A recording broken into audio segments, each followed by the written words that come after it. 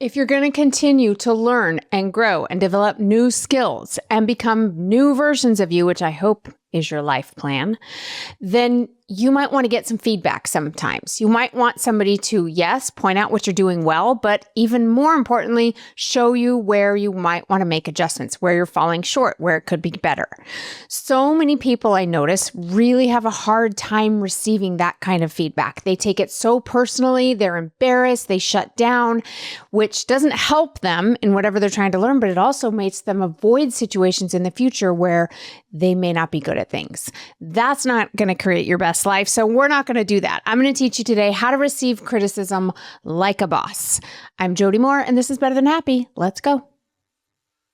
Hey there, friends. Welcome to the podcast. Thanks for tuning in today. We're broadcasting the podcast on YouTube now and also on all the podcast platforms. So thank you for joining us wherever you are. Please make sure you've subscribed or following whatever it's called in the platform you're on.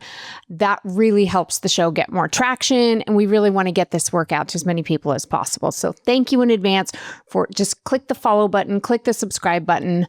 I appreciate if you would do that. So I have a huge disclaimer I want to give as we dive into this episode where I'm going to talk to you about how to receive criticism in a way that not only feels better than what you may be doing right now, but also really supports your ultimate goal and what you desire. But my disclaimer is this: you don't ever have to receive anybody's criticism if you don't want to. I'm not saying that you should listen to somebody who wants to tell you all the things that they don't care for about you, all the things they think that you should be doing differently.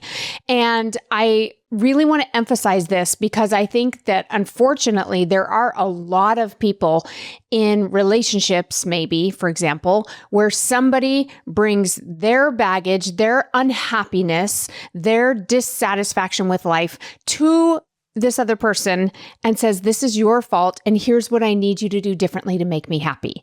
And that is not what we're talking about here today, my friends, okay? I'm not talking about somebody dumping their unhappiness on you.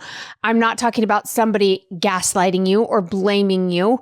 I actually want you to have no tolerance for that at all. I want you to say, oh, you know what? This is about you, actually, and this is not about me. And anyway, there's lots of ways to navigate that. I'm not going to get into that today, but I just want to be clear. That's not what I'm saying here, okay? So if somebody is wanting to tell you why they're unhappy with you out of their own unhappiness, and the purpose of their conversation is for them to feel better or get what they want out of life, then you get to decide if that's a useful conversation for you to engage in and how you're going to show up for it and all of the other things that go along with that, okay? What I'm talking about here is when somebody is giving you feedback because you want it, because they want to help you and you have a desire to hear it because you want to change or grow or evolve or develop in some way. So it really is apparent by where the person's coming from. Are they coming from unhappiness, or are they coming from a place of belief in you, positivity about you, seeing the potential in you of what's possible? Are they here for them, or are they here for you? That's just a really important point to me to make. You have to navigate what's what, and I can certainly help you with that as your coach if you're in one of my programs. But what we're talking about today is the kind of criticism or feedback that you ask for. I will say also that sometimes there are gray areas, and it may not be super obvious to tell.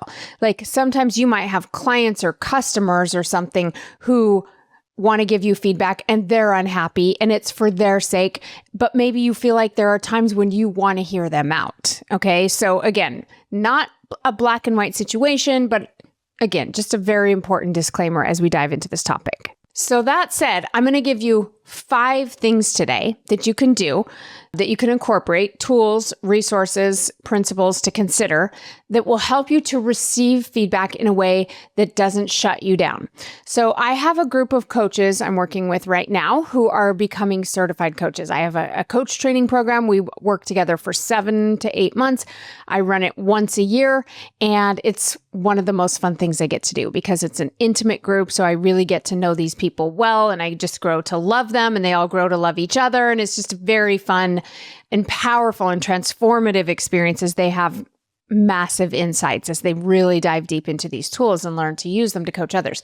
So they are in the phase of their program right now where they are coaching clients. I give all of them clients to coach. They do lots of coaching and they self-assess on some of those calls. And on some of them, my coaches or myself gives them some feedback to help them. Okay. So what we noticed the other day in class is that some of them are very open and able to hear and receive the feedback. And some of them, they all want it. They're all trying to be open. They have great attitudes as far as I know. But for some of them, in their honesty, they've admitted that it's hard to hear someone point out maybe where they could be better or different. And it brings up a lot of emotion, right? And it makes you want to shut down. There's this part of your brain that says, uh-oh, somebody just saw some weakness in you. Somebody just saw something that you're not good at. You should hide. You shouldn't let people see that. Okay, so what I want to talk to you about today is how to be the kind of person who is open to it, who receives it, who is able to hear it and go, oh, interesting. I hadn't thought of it that way before. Thanks for pointing that out. I think I'm going to try that. That's how we want to receive the kind of criticism we're talking about here, right? 5 things I'm going to give you that will help you to do that. Number 1, be willing to be bad at things and notice what you make it mean.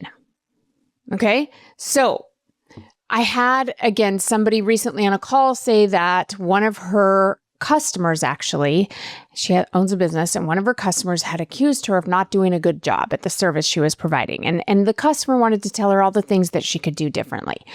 Now, my client, for whatever reason, felt like this customer actually kind of knew what she was talking about, right? And so I asked her, okay, so what did you make it mean when this woman pointed out to you all the things you could do better or different?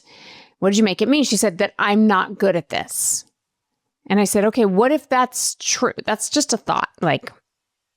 But what if we decided that's true? What if according to this woman and even according to your own standard, maybe I agree too. Maybe you're not good at this. What do you make that mean? What do you make that mean about yourself? Are you saying that you should be good at this?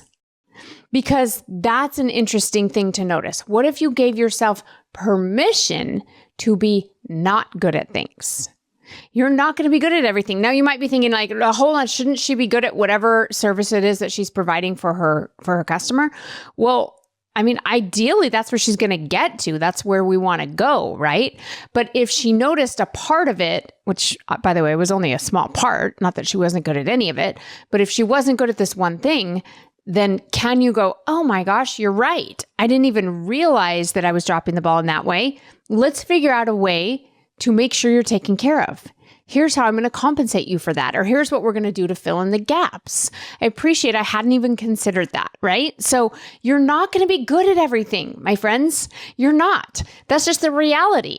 You will get good at some things, and then there will be a whole new set of things you're not good at. So can you not make it mean something negative about you, which is what my client was doing, right? I shouldn't be doing this. I shouldn't be trying. There's something wrong with me, which makes no sense at all when we look at it with the logical brain. Of course, there are going to be things that you're not good at. So can you still try things and do things? We want to be honest. We want to be straightforward with people. We don't want to lie and pretend we are good at things or charge money for something if we don't think we should be charging money yet. But you sometimes have to start out being not good at it, and don't make it mean something about your value or your worth or whether or not you have any right to be participating in that activity. Okay, so what are you currently making it mean, and what do you want to make it mean? If it's true that in this way, you're not good at this thing, make it mean something empowering. I like to make it mean, oh, look at me doing things I'm not good at. I'm so proud of me because I decided years ago that I want to do more things I'm not good at. You know why? Because that's how I get better at those things. So I don't just do anything I'm not good at. I do something I'm not good at that I think it would be awesome to be good at. Whether it is going to serve my family, serve myself and my personal goals, serve my clients and my business, or it just sounds fun. I told my friend the other day that when I go on long drives, I used to sing along with my favorite songs and my favorite artists. And lately what I've been doing is going to YouTube and pulling up the karaoke version of whatever song and singing it by myself without the artist. You know why? I'm not good at singing. And I think it might be fun to be better at singing. So you know what I'm doing? I'm singing a lot because that's how I'm going to get better at it. Now, so far, I'm still just singing by myself in my car, but I don't know, maybe one day I'll take a voice lesson, or maybe one day I'll sing somewhere in front of people and be not good at it. But if and again, this is just purely something that sounds fun. I love music, and I think it would be cool to be able to sing better. That's it. So you don't have to have a big agenda behind it, but I want to do more things that I'm not good at. So when somebody gives me the criticism and says, hey, I noticed in this way you could do a better job, or you've dropped the ball, or you've fallen short, then what I make it mean is, look at me doing things I'm not good at. I'm so proud of me. Keep going. Good job. Okay, try it on, my friends. Be willing to be bad at things and make it mean something empowering, something connecting, not something negative that shuts you down. Okay, number 2. When you get this criticism, this, again, invited negative feedback, I want you to welcome it openly. Now, welcoming it openly is the opposite of what our default brains think we should do. Our default brains, for most of us, go, oh, put your guard up, quick, shut it down, put a hand up, stop it. We don't want to hear this stuff we're not good at, for reasons we just talked about in number 1, right? But instead of that, I want you to try welcoming it openly. So again, this might be formal feedback, which then it's easier to do because you knew it was coming. But what if it's not? What if it's your spouse saying, hey, would it be all right if I share with you? Again, I'm not talking about a spouse attacking you and dumping their unhappiness on you, but hey, can we have a conversation about the way we are handling this thing with the kids? Because I have some concerns and I just want to share how I'm feeling with it. Can we discuss it? Yeah, absolutely. Let's discuss it. Okay. Well, I noticed that you seem to react this way, or that, right? They start giving you some useful, constructive criticism. The default is to get defensive, right? That's how we shut it down. We get defensive. We start justifying our side of the story, and we maybe then start accusing our spouse. Instead of that, go, tell me more. Say more about why you feel that way. Interesting. Now, notice I didn't say that you have to agree with it. To welcome it is not the same as agreeing with it. I usually need time to process. And because my defensive part of my primitive brain is trying to fire alarms and go, this is dangerous, I know I'm not thinking entirely clearly in the moment. And so I give myself lots of time to think through it and process it before I'm going to say, yes, I agree, or no, I don't, and whatever I'm going to say next. So opening it is not either of those things. Being open to it is not either of those things. It's just going, interesting, say more. Okay. And then sometimes I'll say, I'm not sure how I feel about that yet. I'm not sure if I agree or disagree. I'm going to need to process that. Give me some time. I want to think through this. I want to think through how I feel about this. But what else? Is there anything more? Notice how I'm even asking for more instead of shutting it down. This is useful in your interaction with other people and your dynamics, but I even find that for me, it's much more empowering because it tells me you're not in danger here, Jody. This is not dangerous. You don't have to worry. You can be open to this. And it helps me really engage. And it also creates a dynamic where we're not now fighting, right? So be open to it. I've even had somebody I've told this story before, but at the end of a talk I gave somewhere, a woman came up to me and told me that she didn't think my outfit fit my body right. She didn't think I'd picked the right outfit, right? So immediately my brain wants to be like, what? What is happening? Why would you say that to someone and get all defensive and feel all insecure? And instead I just said, oh my gosh, really? Say more. Tell me why. I want to hear what is wrong about this fit on my body. And what do you think I should be wearing? She specifically didn't like the style of jeans I was wearing, right? And I said, what kind of jeans do you think I should be wearing? So really be open to it. It doesn't mean I agreed with her. I didn't say necessarily, you're right. Thanks for telling me that. Or I didn't get defensive. I just said, oh my gosh, tell me more. Why do you feel this way? Okay. So be open to it. Welcome it. Number 3, take what you want and leave what you don't. You don't have to take anything they give you. Even if, like I was telling my coaches this, when my coaches and I give you feedback on your coaching, we are simply trying to provide some insight for you because we've all got a lot more experience coaching than you have. So we're probably seeing some things that you may not be seeing. We're also an outsider, so we can see it from a different perspective. And that's all. That doesn't mean that the feedback that we give you is the right way to do it. You can take what you like, and there might be things we give you that you're like, no, I don't like that. I'm not going to coach that way. That's not me. That's not my personality, or that doesn't feel right. Or I disagree with how you interpreted the client. Like, you are absolutely allowed to take what you want and leave what you don't. And you can do that just on your own, quietly. You can say, thanks so much. Like we talked about being open, right? I like to be very open, especially if my clients are giving me feedback, or my husband or my children or somebody who I really care about their opinion, right? I will say, tell me more. Why do you feel that way? I want to hear it. And again, I might need time to process it. But at some point, I will take what I want and I will leave what I don't. And maybe I say to them, thanks so much for your feedback. And that's the end of it. Maybe I feel like it's appropriate to share with them, this is what we're going to implement and this is what we're going to leave behind. And here's why. That's a personal decision. It's case by case. It depends on the situation, right? But you get to take what you want and leave what you don't. Another thing I like to do is if there's something someone's offered me that I'm not sure about, but I trust this person, I can see some of the logic, but I'm not sure it's right, I'm not sure it feels good to me, then I just try it out. You can take some of it temporarily and try it out and see if you grow to like it and if it creates what you want. And maybe you keep it and maybe you discard it at some point. Isn't that a beautiful thing? Take what you want, leave what you don't. All right, let's talk about the fourth thing. The fourth thing is to remember that ultimately, you know what's best for you. You do. I really do believe that. Even if you're taking a class and you have somebody much more experienced and educated or smarter than you for whatever reason, you believe this person knows what I should do. I still don't think there's anyone who ultimately knows better what you should do than you. This applies to how you run your business. This applies to how you raise your children. This applies to how you should just be living your life, what food you should eat, what kind of exercise plan is going to be best for you. Literally, you know better than anyone else. You know why? You know you.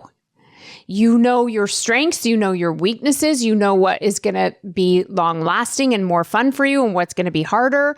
And that's not about never doing hard things. It's just about how do we maximize you? How do we get more of what you want for you out of your life? You know who knows that? You do. You do. I don't know about you, but I've learned this the hard way because I don't want to have to pay attention to me and figure it out on my own. I don't want to have to trust my own decisions. I don't want to have to go through the trial and error that's going to be necessary. So I want an expert to tell me, and I will still continue to ask experts for advice because that's where I get ideas. But what I know is that I'm the one who ultimately knows. So maybe I want to know, how do I build muscle in my body? How do I change my body composition to increase muscle, decrease fat? I might go look up 3 or 4 people who I trust in the fitness industry and get their input and get their feedback and then try each of them out, or try out, starting with the one that sounds the most like me. But ultimately, I'm going to be the one who knows. It's my body. I'm with me. I know what I can stick to. I find this to be both empowering and disappointing because it seems like it would be so much easier if someone would just tell us, right? But they will. I tell people all the time how they should build their businesses. I tell people what I recommend all the time. And some people run with it and some go, that wasn't for me. Totally fine. Ultimately, you're the one who knows. Okay, let's go to the 5th and final thing I want you to consider. If you want to take criticism like a boss, you got to be in more rooms where there's criticism available. Okay? If you are the smartest person in the room, you're in the wrong room. If you are the best at what you do in that room, you're in the wrong room. Unless you're there because That's your business, or you're the teacher or the coach or the client, or excuse me, not the client, you're the teacher or the coach. There are times when that's the right room for you to be in, but that is not the room where you are going to grow and progress in most ways, right? You want to be in the room, ideally, where you're the worst one at whatever you're working on in that room, right? You want to be in a room of people who are so much better at things than you, if those are things that you want to be able to do, because that's how you're going to learn and grow. But most of us have this part of our primitive brains that thinks that's dangerous. You don't want to be the worst one in the room, because again, back to number one, if we make that mean something about our worth or about what other people are going to think of us or any of that other nonsense, that's going to feel dangerous to you. But if you notice that you are the least skilled one in the room, you're in the right room, right? Or at least not the best at it. You don't want to be the best if you're in that room in order to learn and grow and develop yourself. So be willing to be bad at it. Be willing to be the most improved. Be willing to be the one who's truly going to increase your skills by learning from all these other people and being around these other people and seeing how they're thinking and absorbing their energy and all of that. And that might mean you're the worst at it. Beautiful. I want you to applaud yourself for that when that happens, because that's the kind of situation that will help you really, truly grow. All right, my friends, listen, I much prefer a compliment. I love it when people tell me that I did a great job and tell me what they love about what I did. I love to hear that. But I also really manage my mind and have practiced over and over again being comfortable being not good at things, being comfortable receiving criticism. Sometimes people give me feedback and I think that's a great idea. Thanks for telling me. Thanks for pointing that out. I actually hadn't seen that. And other times I say, thanks, I appreciate your input.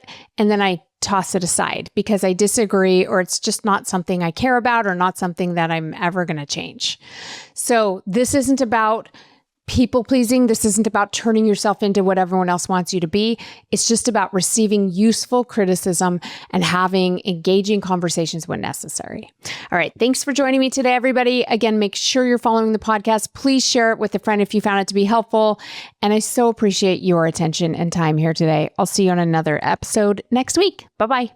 Hey, everybody. Thanks for tuning in to today's YouTube video. I hope that you got some great takeaways that will make your life even better than happy. If you liked what you heard here today, please share it with a friend. And most importantly, make sure that you've subscribed and enabled notifications here on our YouTube channel. Doing that serves two purposes. First, it helps you to make sure that you never miss an episode when we release a new one. But second of all, selfishly, it helps me get my work out to more people and helps our YouTube channel grow. So thank you in advance. I will see you next time on another episode.